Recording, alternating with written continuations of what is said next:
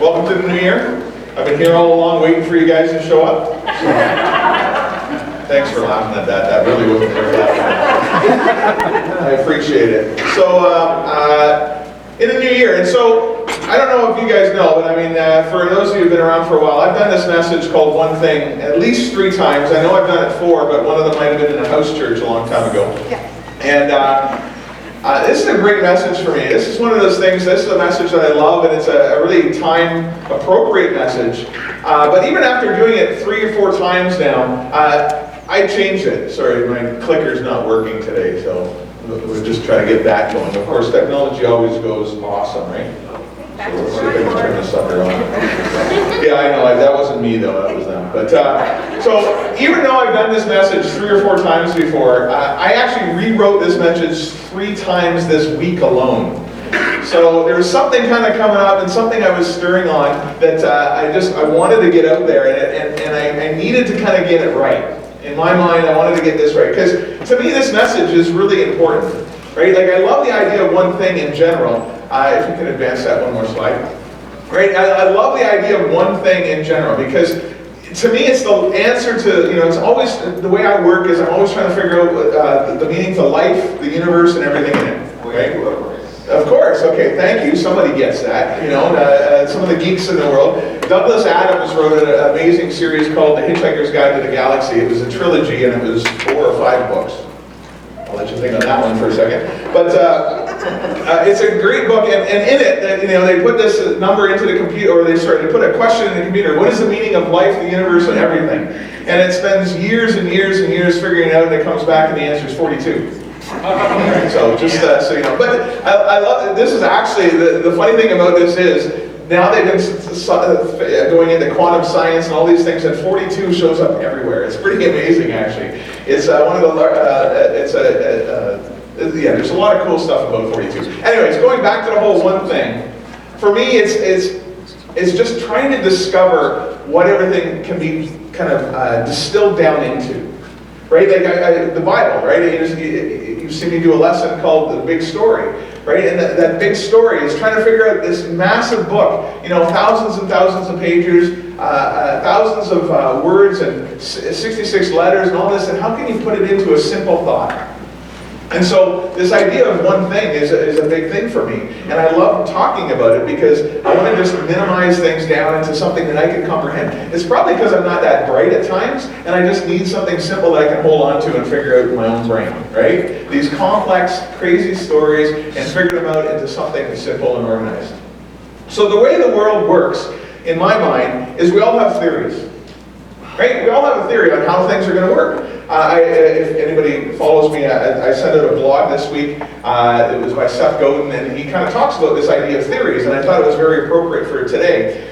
We have theories, right? We go and we get up in the morning and we walk out to the bus stop, and at 7:20 the bus comes, right? If Mike's on time, the bus is going to come at that time, and you're going to be ready, right? That's right. And so you get used to that. You make a theory now. You have a theory that the bus comes at 7:20 every morning. And then you show up on Sunday morning and the bus doesn't come. So now you have to revise your theory. Right? And you realize, oh yeah, well, it's Sunday. So on Sundays the bus doesn't come at 7:20. But through the week it comes at 7:20. Right? So you have to revise your theory. And the world is full of theories. I know that if I say certain things to my wife a certain way, I have a theory of what she's going to do to respond. Right? Sometimes good, sometimes bad. Right? How my kids are going to respond. Right? And we look at the world through theories. And we make these theories. The problem is, sometimes the theories become truths. Right? Because they're so consistent that they always happen that way. But they don't always work that way. Right? I'll give you an example. When I was younger, I was a Satanist. Some of you guys know that. And I got into all that because I was just concerted, what's the word I'm looking for? I did not like the way I saw Christianity. I looked at the world, I got dragged to church. I mean, I had some faith in God before this, and then I got dragged to church and got faith dragged out of me, right? That's kind of a weird thing to have happen, but maybe some of us can relate. So going to church, and I didn't like it. I didn't like the people. I didn't like what they stood for. I didn't like the hypocrisy, and so I made a theory. I made a theory that religion sucks, right? I made a theory that God is a mean God, that God doesn't want to have anything to do with me, and so I rebelled and I went the other way and I got into Satanism. Right? That's a theory. My life was based on a theory that was wrong. Right? But if we don't know that, the theory changes. Right? If we don't adjust the way that we look at the world, it can become a limiting belief. It changes the way that we view the world. We have theories going on in everything. I guarantee if you look around at your lives and everything that you're working on, there are theories that you're holding to that might not be accurate. Right. And we've got to look at that, and we've always got to be able to remember that, because if we don't, we're going to get caught up in our beliefs. They're truly limiting beliefs. They hold us back from what we ought to have, the things that God has in store for us, the amazing things in our life. Yeah. So I have a theory. I have several theories, and I'm constantly revising those theories, right? But you guys may have seen this before, but this is kind of, to me, it's the minimum kind of set of responsibilities that any adult has in life.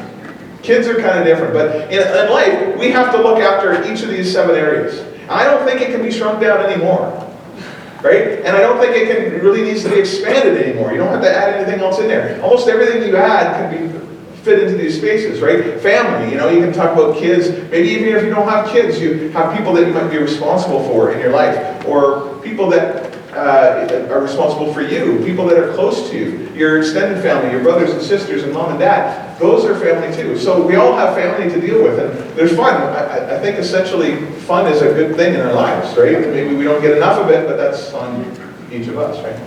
Field. What do you work in? Could be school, could be an education, could be the things you're learning, could be whatever you're growing in, personal development. To me, the field that we focus on is an area there. Fitness, you know, I think it's essential to look after the body that God gave us, and with nutrition and things like that. You can add more things in the fitness circle or fitness section, but it's still just a part of what we need to keep track of. Friends, you know, we need to have friends around us. God talks about it all the time, the one another scriptures. We need to have people in our lives, whether they're in church or out of church. We need to have people around us and be doing that.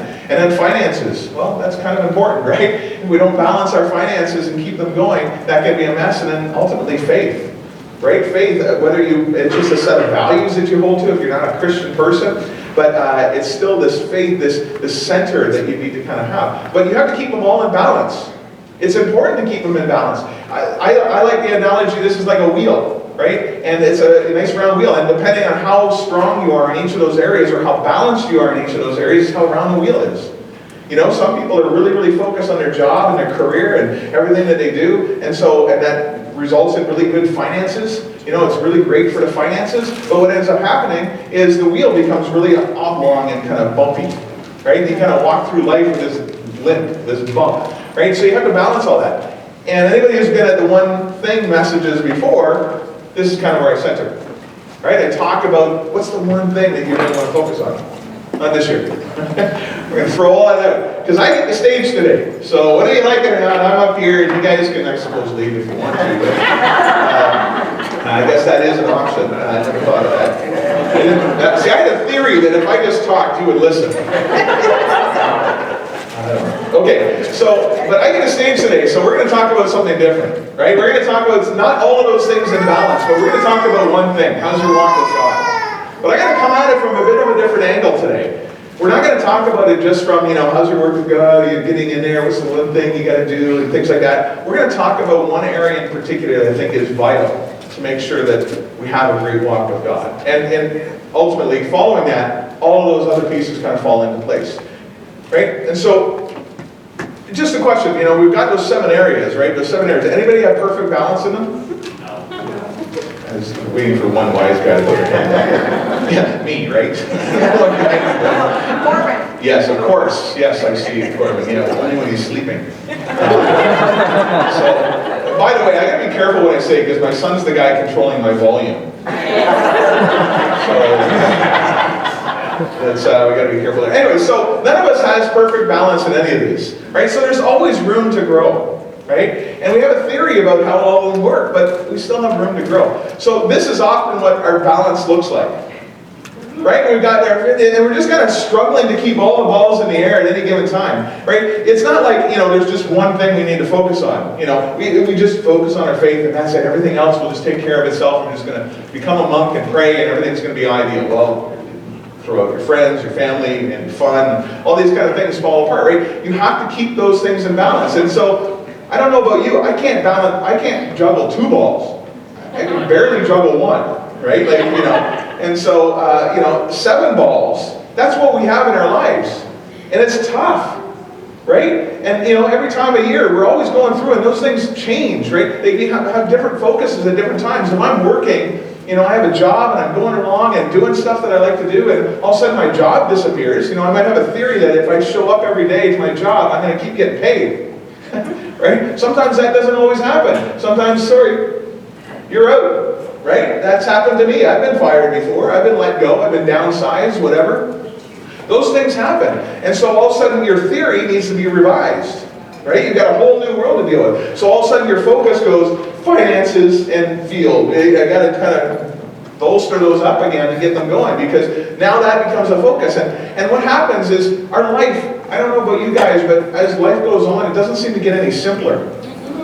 Right? It seems to get more complex. Now, I like keeping them in a nice, simple 7 balls type thing so we can juggle those. But even then, you know, keeping 7 balls in the air is tough. It's always difficult to try to focus on it. And what happens, I think, is we get so focused on juggling on any one ball at any given time that some of the other balls fall, right? Yeah. But also, even when we finally get them in balance, then we're like, ha, look at me, I got everything going smoothly, right? And we completely forget about a bigger picture. We get so zoomed in on just the things that we're working on that we completely lose track of the big picture. Has anybody seen this picture before? This is an amazing picture taken in 1990. I know, you can't see anything, right? Okay. Okay, it is really dark. Has anybody seen this picture before? That's kind of funny. I'm going to hit the lights for a second. I don't know if you can see it. What's the lights? Which ones? All of them? No, the one at the very end to the right. This one. Okay. Can you see that a little bit? You should only be able to see one thing. That's that. Okay. Can you see that? Okay. This picture is not a great picture anyway. But okay, this is a picture taken in 1990 by Voyager 1. Okay, it was a satellite that a bunch of guys, you know, men sent out through NASA into space.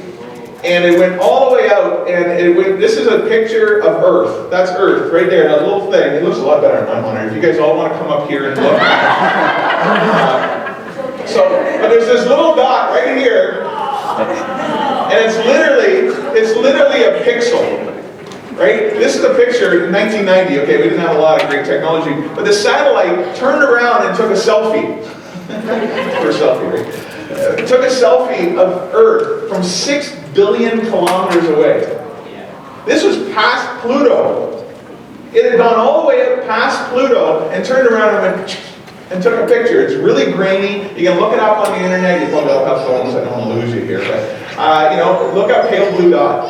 And it's an incredible story. But remember this. You know, we're going from this, all that focus, all that energy, all that kind of stuff going into just holding the balls in the air at any given time. And when we really zoom out and look at the things going on in our lives, it's different. This is God's perspective. Right? Are those problems that we have, those things that we're working with, the things that we wrestle with and work on every day, are they really that big of a problem? When they're like this, they are. Right? We're zoomed right in on it. But if you go out and see it from a different perspective, it's a lot better. And that's the thing I think we're missing. To me, the one thing is perspective. Is always perspective. Right? If we want to look at things, if I want to look at things, a challenge that's going on between my wife and I, it's often just perspective. Right? That fight, that battle, that argument that we're having is just perspective. I need to kind of see things from her way, she needs to see it from mine, right? Or whatever. That's perspective. But in the grand scheme of things, in the Bible, in the scriptures, in this life, we need to have perspective. And we need to have God's perspective more than anything. Right? So we're not just looking at the world through our eyes and all the things going on in our world, but we're looking at it from God's eyes. And it's a whole different view. And I think, I would argue, it's the most important view. And it's hard to get to. But we can get it. We get it by going into the Word of God. Right? God's given us a Bible. This is the most amazing thing in the world to me. Right? Again, when I go back and the way I looked at things through Satanism, all this stuff was garbage. It didn't mean anything to me. I would just read a 2,000-year-old book. Why would I do that? That just doesn't make any sense.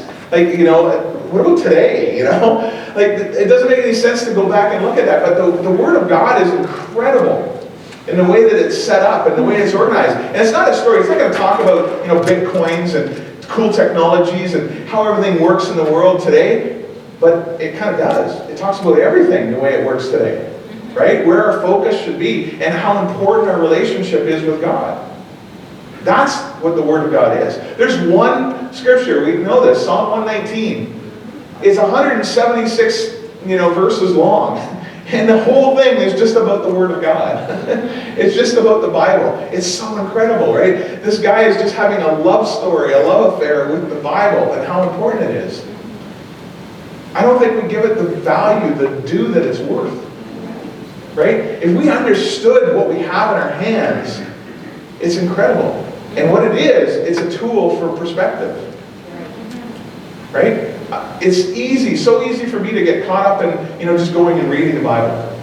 But we forget. I love the stories you've seen, maybe you've seen them, but, when you go into northern China and places where they don't have a lot of scripture, Christianity is kind of subdued, you're not really allowed to have it, they will just rejoice over having one page of the Bible. It's like, yes, I can read scripture, right? That's just foreign to us. I have 6 at home and 127 different translations on my phone, right? It just minimizes after a while. It's not even that important to us in some ways. But we've got to be able to look at it and understand the perspective that it gives us. It gives us a view of our own lives that is just, we can't get without it. And I don't think we look at that enough. And so today I want to just zoom in on this and look at one guy. I want to look at one guy who kind of has what I would call perspective. He's taken some time to look at it, and we're going to learn from his experience and his lessons and his life and look at things through his eyes, but really the way he's centered in and around God and looking at the Word of God. And that's John.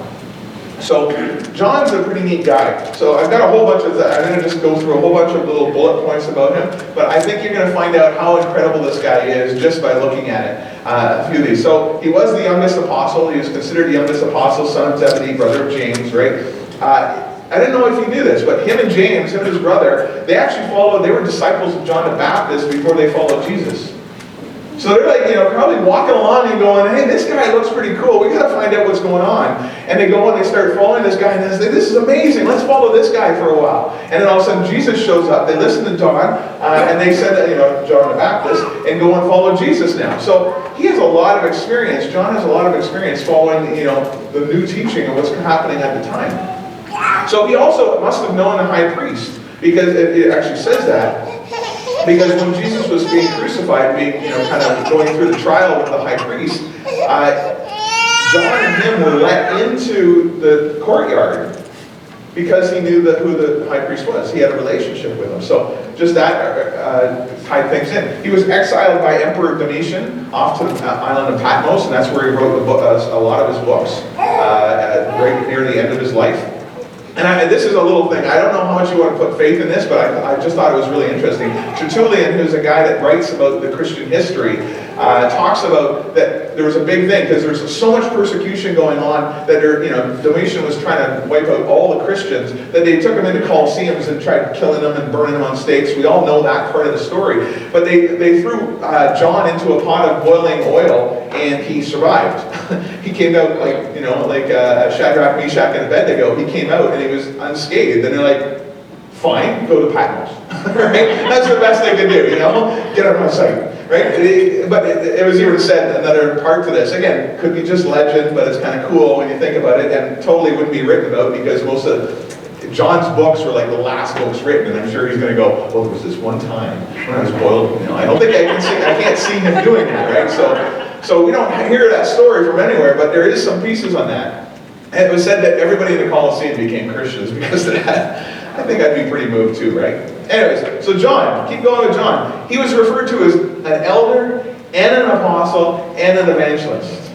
He held all three offices, which is kind of cool. Like, here's a guy that was pretty amazing in his life. And again, I'm just talking about why we should listen to him from a perspective standpoint. This guy's seen a lot of stuff. The only apostle who was at the foot of the cross was Jesus.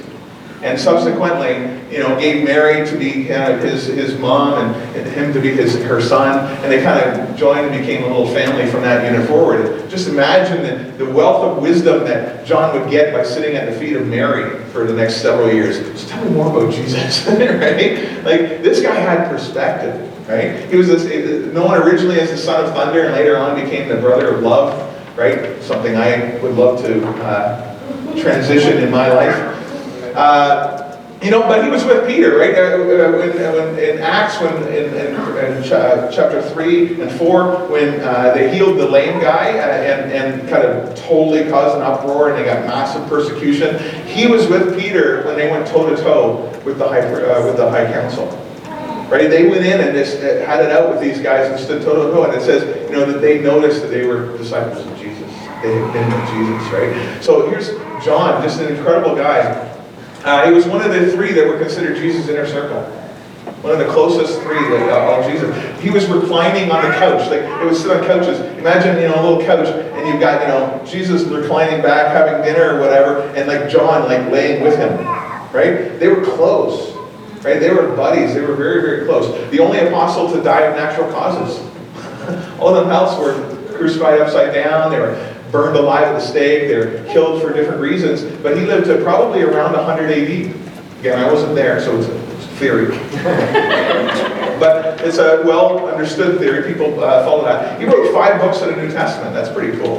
Obviously, the Gospel of John, 2nd and 3rd John, and then the book of Revelation. Right? He trained Polycarp and Ignatius. These are 2 guys that in the 2nd century went on to lead some of the biggest church movements, the biggest Christian movements at the time. They were trained by John. Right? He also lived through the destruction of the temple in Jerusalem. Some of the biggest persecution that went on for the Jews and the Christians. Everything was torn down, and he was there. He was able to see this happen. And he saw most of his friends and his brothers die. Right? He saw his own brother die. That happened. Probably one of the first apostles that were martyred was his brother James. And so he watched all of his friends die over the years. This guy had perspective. He, of all people, knew what it meant to be a disciple. To really see things through the world of God's eyes. To not look at things with all the crud that was happening around them, but to actually look at things through the perspective of God. And that's what we want to look at. So I think John, of all people, and I hope you agree with me, that he has perspective. He has an incredible perspective. So we're going to look at some of the things he said, because he really tries to make a point that I think is vital for us. We're going to look at this one thing and try to really digest it and turn it into something that we need to do. We're going to look at the book of 1 John, because he goes in. So this is one of the last books written. It's probably written about 80 AD, right? So we're talking, what is that, 50 years after Jesus' ministry. So he's had some time to reflect. He's gone back and looked at the rest of his life and all of those things that happened, all that persecution, all the challenges in his life, watching his friends die, watching his brother die, spending time with Mary, learning about Jesus, hanging out with Jesus, watching what happened, seeing the churches grow, seeing the churches get persecuted and fall, seeing all kinds of things happen. And he has a perspective, and he's going to talk to us about this. And I think it's vital and important to see what he says. And he starts with this. This is the last line of 1 John.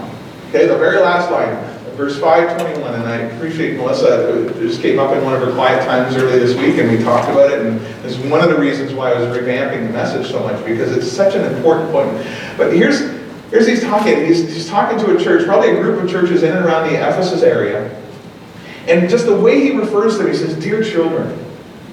Right? Here's this brother of love coming out. He's talking about it. He's just wrapping his arms around the church and saying, "Guys, please, I want to get your attention for a second. Dear children, out of anything that I want you to know, this is what I want you to know. Dear children, keep away from anything that might take God's place in your heart."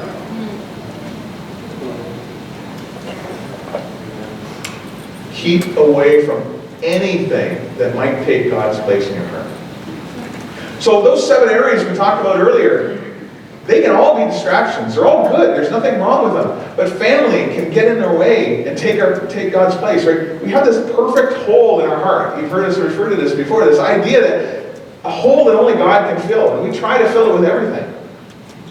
Our human nature is to try to fill it with everything. Even as the focus gets kind of distracted with all those juggling balls all the time, things take the place of God in our hearts. That hole can only be filled with God, and we have to try to work to fill that all the time. But family can be a distraction. Family can take away from that. Our friends can take away from that. The work that we get to do, although vital and important and great ministry field for us to even talk about, it's still an area that has to be looked after, or else it will take place of God in our hearts. Fitness. Right? I started working out, Melissa and I started working out, and we're getting good exercise. I'm loving it. I missed it from years gone by. I didn't know I missed it until I get back in it. I'm like, yeah, this is good. I run sore all the time. Yeah, it's great. But it's good. I love the fitness, but it can take place of God in our hearts, right? Fun, finances, and dare I say, even faith. When we spend so much time focused on making sure we just have a quiet time. Now, I'm not saying that quiet times are bad. I hope you hear me say that, right? That it's vital to get that perspective in our Word of God. But when it becomes the focus of just making sure that you get into the Bible, I've done this, right? I'm in the Bible every day. I do that. Does it mean anything? Am I changing anything? Right? Or praying, and I'm just praying and going through, like my acclamation, confession, thanksgiving, and supplication, right? I do my little acts prayer. Right? I can do that, and we miss the bigger meaning. We've let even faith become a filler in our hearts instead of God truly being in there. So he goes back, if we go back in 1 John a little bit, back to chapter 2, he goes into a little bit more detail and talks about what it looks like to have those things that are taking place in our hearts. He says, do not love the world, nor the things that it offers you. Right? Because that's the world. The world is maintaining those things. As adults and responsible adults, those are the things we have to maintain. But it's easy. He's saying, I know this. My life got busy too. Everything going around me, there's all this stuff happening. The world is going to offer you a whole bunch of stuff. But don't love it. Don't get wrapped up in it. Don't fall in love with the things that are there. They're all important, but they're not vital. And they have a way of taking place of God in our hearts.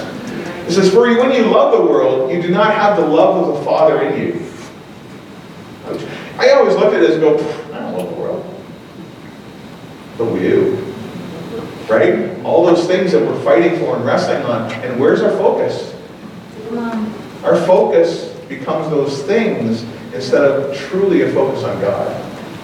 Right? For the world offers only a craving for physical pleasure, a craving for everything we see, and pride in our achievements and possessions. Right? I get that. Like, look what I got. I saved a ton of money. I got this at Value Village, and I only spent $10. I do that all the time, by the way. If you've heard any conversations with me, I do that all the time. Hey, look how financially responsible I am. Right? But what about God? Right? What is really in our hearts? That's the thing we're trying to remember. We have pride in our achievements and our possessions and cravings for physical things and our friends and our family and our finances and all the things around us. Those are all things that are there, and they take away from it. They're not from the Father, though, but they're from the world. And so we really got to be able to distinguish between these. And in my mind, again, it all comes down to one thing. Perspective. Are we looking at it from our closed-in view of the world or that distant view from God? So he says it again, you children, keep away from anything that might take place, takes God's place in your hearts, right? He also says this in there in chapter 4. He goes on, he says, but anyone who does not have the love, right, does not know God, for God is love. Right? So what is it in our hearts? It's like, is it God living there? And that would be kind of hard, But it is. It's having love in our hearts.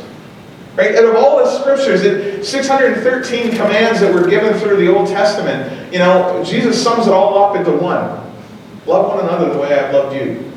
By this, all men will know that you are my disciples. Right? He summed it up. Or two, if you want to really play with it. Love God with all your heart, mind, soul, and strength, and love your neighbor as yourself. Right? That's good. But it's all about love. Right? It's love for God, love for our neighbors, the people around us. That's what's supposed to be in our hearts.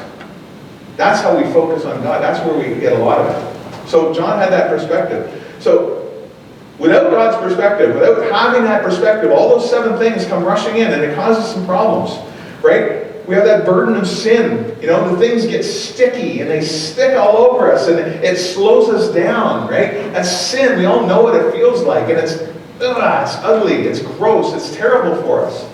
But we get wrapped up in it and slowed down by it, right? We lose our joy. We miss out on loving life and really enjoying the blessings that God has given us. We lose peace. We don't have that peace in our hearts anymore. We're missing out on the things that really bring joy and peace into our lives. In the church, we don't get new people. We don't have new people in our lives because we're so focused on this, we don't go out and talk to anybody. Not only just in a Christian perspective, but how many of us have friends outside of even the people in this room? Right? Like, we're missing out on people in our lives, and God made every single person in this world. We can learn something, enjoy it, have friends with them, and learn stuff from them. Right? We become inwardly critical and picking on everybody around us. We see that here in our own congregation. Right? We're picking and nitpicking about little things because we're all focused on the weeds and the things in front of us instead of the love that God wants us to. We lose perspective. We have no revenue. I mean, what's this? This is just a real center of everything. Our giving goes down. We lose that perspective. It's like, I need to build for me. I need to look after my stuff. And we slowly withdraw and we lose out on giving. And then without revenue, we got nothing. It's not like we're selling something, and making money from, thank you very much, I'll take some. All of the revenue comes from within this room. If we don't have that, we got nothing. This isn't a plea to try to give. It's a plea to focus on God's perspective. That's what we need. If we have God's perspective, all of this changes. All of this changes. We go out and zoom out to that pale blue dot and say, our problems are nothing. God can take care of this. Right? It's easy. Look, it's done, right? But do we have that faith? When Jesus returns, will he find faith on earth? I dare say we've lost it. We're living our lives and wrapped up in everything that is surrounding us, and we're missing out on the perspective that God is giving us. It's all about perspective. That's where it comes from. So I'll give you an example, because we get up into our lives and that focus that our lives become, some of the things that we think that we have theories about, right, don't always jive with what reality is. Our reasoning doesn't always make sense. It says, that our wisdom is nowhere near God's wisdom, right? The top of our wisdom is like not even the beginning of God's wisdom, right? God knows so much more than we do. But fasting, it doesn't make any sense to fast. Are you kidding? I'm hungry, right? I appreciate Diego on Wednesday talking about it, how important fasting has been. It's counterintuitive to fast. Well, let's stop eating. It doesn't make any sense. But when we do it, we find perspective, right? Food doesn't rule our lives, right? Now I'm talking. I stick it in this. I do intermittent fasting every day. I kind of 16 hours of fasting. That's the way I kind of roll these days. But am I making that my filler? I'm fasting because it's good for my body and all that kind of stuff, instead of fasting and really just dropping to my knees and worshiping God instead. That's what fasting is about. Prayer. Let's just talk to the air. Seems counterintuitive. Now to us, we all go, yeah, of course, prayer. That's vital. It's important. It's real. But it's counterintuitive to what we think we really need in this world. Right? Why would we pray? Well, we pray because it helps us have perspective. Again, I get wrapped up in those little prayers and I miss out on what's really important. Evangelism.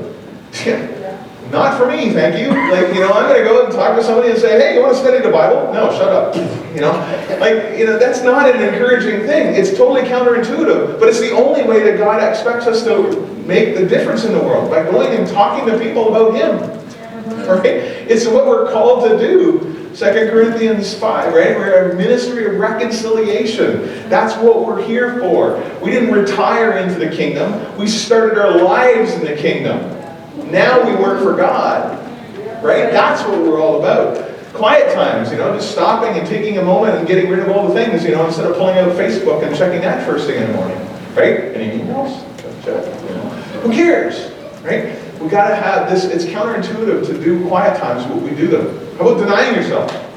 That's a hard one. That's a really hard one. We have everything right before us every day. Right? We have the internet, the most amazing thing, connecting every single person on the earth. It's pretty incredible. Right? And even though it's not connecting everybody, they're expecting in 5 years every single person will have access to like a 5G network directly from wherever they want to be. That's not far away. They're already launching satellites that can do all that. I don't know how that's good for brain, tumors, but my point is, we have to learn to deny ourselves. Right? We have to stop thinking that everything that we think is right and the right thing to do at the right time to do it is what we think is right, or it is actually right. It's a theory. Right? We get wrapped up in those theories and we miss the perspective of what God wants us to do. Right? That's the thing. How do we change that? It's only truly by God's perspective. So I have some practicals. I have some practicals and ways to kind of tie this together and help us as we go through things. Let's start with this. Let's deny ourselves. Right? When's the last time we did uncomfortable things? Working out. I enjoy working out, but getting up in the morning and getting those workout gear on and drudging in the minus 30 weather and going to the gym, not exciting at all. Right? Love it when I'm there. Love it when I'm doing things. But do we actually do uncomfortable things? And again, I'm not trying to make me an example, but I'm using this because it's been a practice to try to do some of these uncomfortable things. Right? When I shower in the morning, TMI, I know, right? But when I shower in the morning, the last 2 minutes of my shower, I just crank it right down to 0 and just freezing cold water and just stand there going, yes, this is good, this is good, this is good. But it's amazing what it does for willpower, right? The next challenge of my day, pretty easy. You're sitting there in a freezing cold shower, right? That's denying yourself. Voluntary hardship. What are you willing to do that's hard? I'll tell you right now, I don't volunteer in kids class and run the kids class program because I thought it was a big passion of mine. I did it because it was needed. I deny myself every week to get here early to do it. It's not about me. It's not about any of us. It's all about God. It's His perspective, not ours.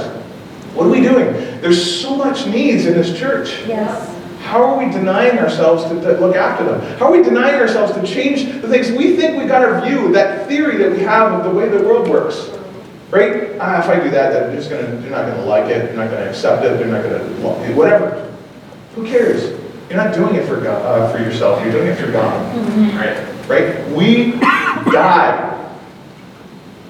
When we got baptized, we died. Right. We died to ourselves. Wow. Jesus denied Himself. We would not be here if it wasn't for Him denying Himself. We have to learn to do uncomfortable things. Things that don't necessarily make sense to us. Things that we don't always agree with. We've lost that in my mind. We need to be willing to try to do things that are godly, that are different, that are uncomfortable. We have to be willing to deny ourselves. Do it and see, right? Want to see if it works? God played that out. We've all studied the Bible in that, right? John 8:31. You want to know the truth, and the truth will set you free, right? Read it. Do it. Go and actually practice it and see what happens. Right? That's counterintuitive things. It doesn't make sense that fasting and prayer and quiet times, those things don't make sense, and yet when we do them, we find joy. We find peace. We all have stories about it. Yeah. Right? Mm-hmm. We have those stories. Seek His will. Truly and sincerely seek His will.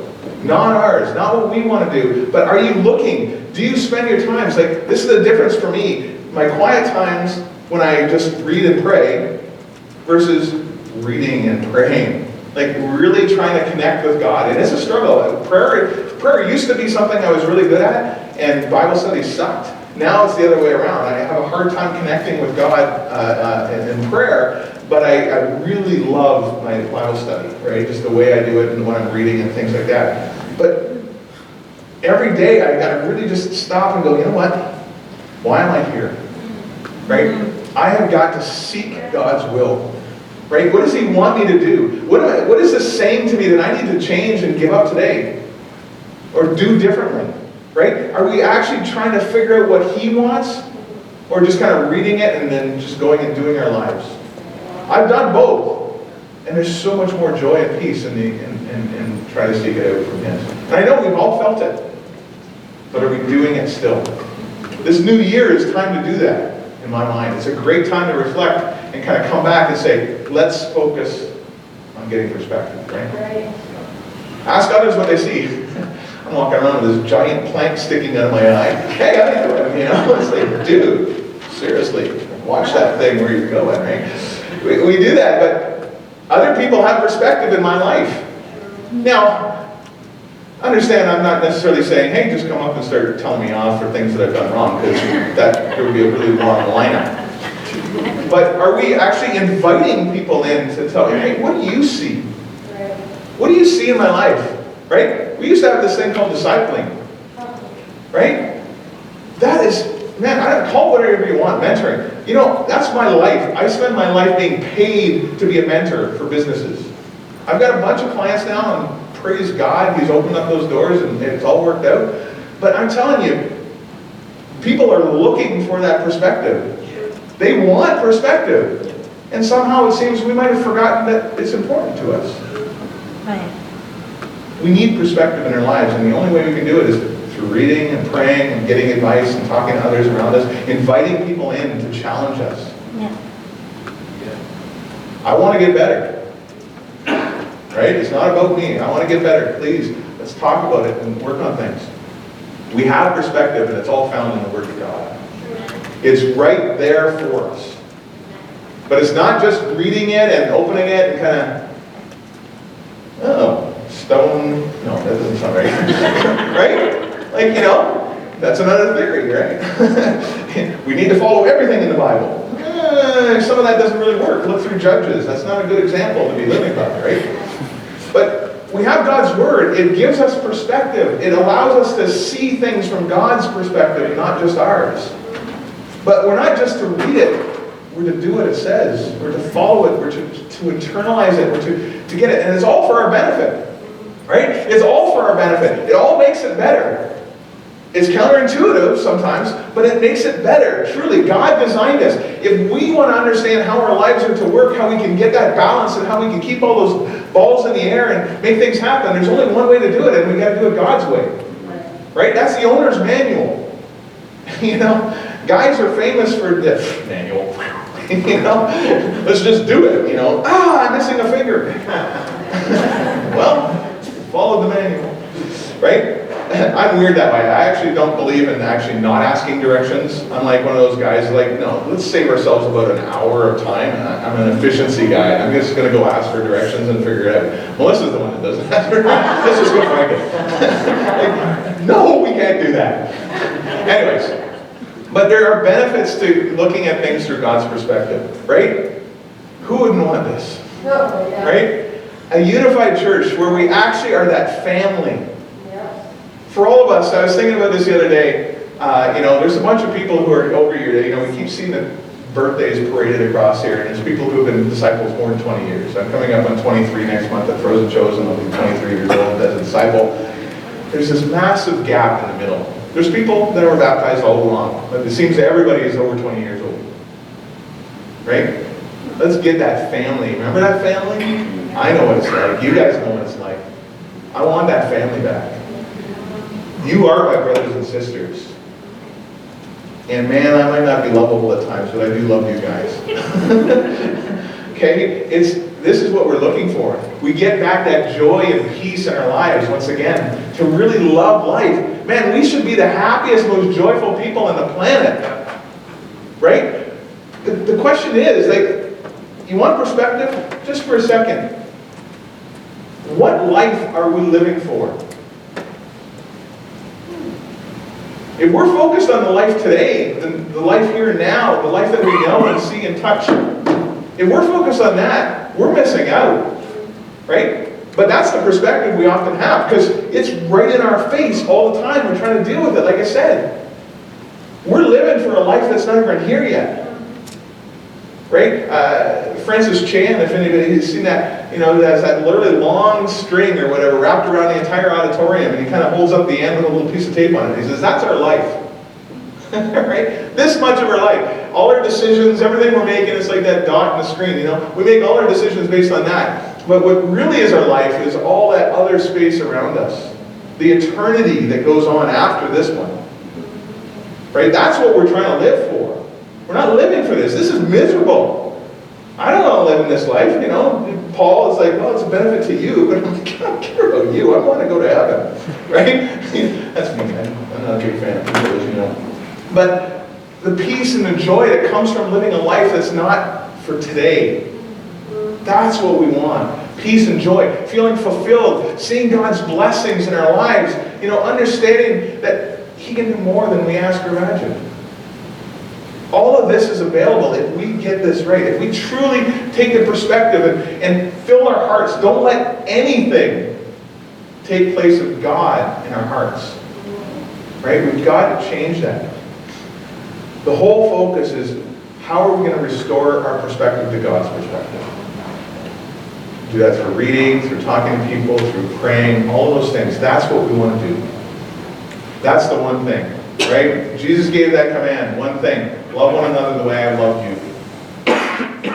Right? Love God with all your heart, mind, soul, and strength, and love your neighbor as yourself. Those two things that kind of compose the whole thing. Love people, love one another, serve one another, but do not let anything take God's place in your heart.